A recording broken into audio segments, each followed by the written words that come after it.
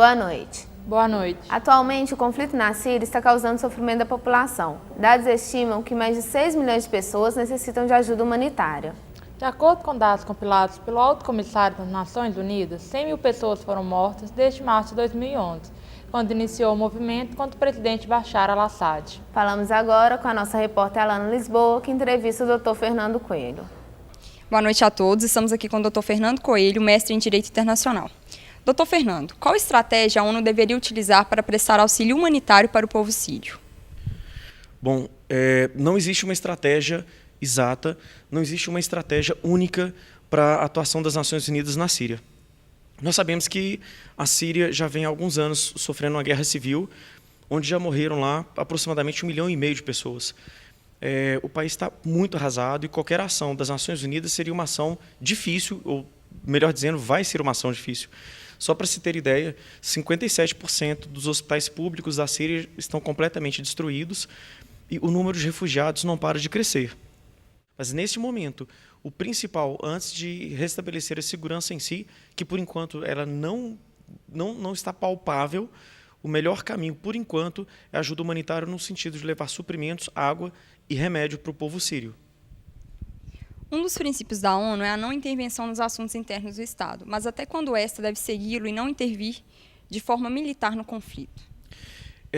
Nós sabemos que todo Estado é soberano, é um dos requisitos da formação do Estado é justamente sua soberania. Acontece o seguinte, alguns autores trabalham isso dizendo, mas a soberania então deveria ser absoluta ou não, inclusive a palavra soberania vem de super, então, ou seja, é um poder que está acima de todos os outros. Isso hoje é limitado. Não existe país que possa fazer o que bem entender em nome de uma pseudo-autodeterminação. Por exemplo, se essa autodeterminação ela fosse absoluta, não se poderia, por exemplo, ter tido uma intervenção militar na Alemanha.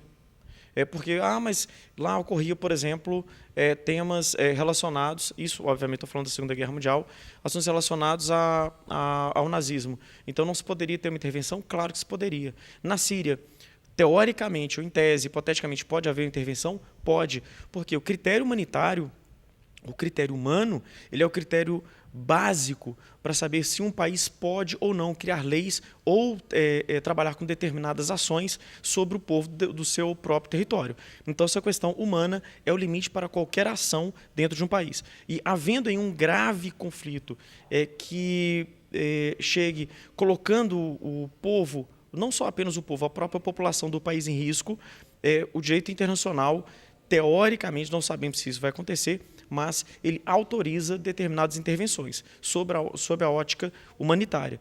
As Nações Unidas, nesse sentido, ela inclusive já se mobilizou através do Conselho de Segurança. Nós sabemos que o Conselho de Segurança ele trabalha com critérios não apenas militares, mas também políticos. Temos lá 15 membros, sendo 5 com assento permanente no referido Conselho. E, para se ter uma intervenção militar das Nações Unidas, é necessário que os 5 países concedam e autorizem a intervenção militar. Só que alguns países não autorizam, como, por exemplo, a Rússia, ela é bem taxativa em negar uma intervenção militar na Síria, até porque a própria Rússia vende muito armamento para a Síria. Então, nós temos um critério que, muitas vezes, beira a economia, beira a política, e, por enquanto, nada de grande efetivamente grande está sendo feito em favor da população síria. Por enquanto, não está sendo feito absolutamente nada. Muito obrigada, doutor Fernando Coelho. É com você, Marcela. Obrigada, Alana. Voltamos agora em nossos estúdios com a cientista política Luana Rossi. Boa noite, Marcela. Boa noite, Natália. Várias regiões da Síria permanecem sitiadas e privadas de assistência essencial à vida, bloqueadas por autoridades de Damasco ou pela intensidade dos confrontos. Quanto à questão das armas químicas, houve uma aprovação rápida e unânime de uma resolução do Conselho de Segurança da ONU permitindo a visita de inspetores a áreas que estavam sitiadas. Em contraste, a falta de mobilização política ao acesso humanitário deixa áreas como Alepo e os subúrbios de Damasco privados de suprimentos médicos e ajuda humanitária essencial.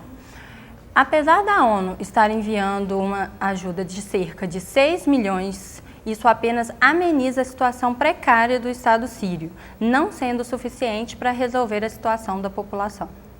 Obrigada, Luana. Por todas as informações expostas, podemos concluir que a ONU precisa intervir o mais breve possível para evitar que mais vidas sejam perdidas. Obrigada a todos e uma boa noite. Boa noite.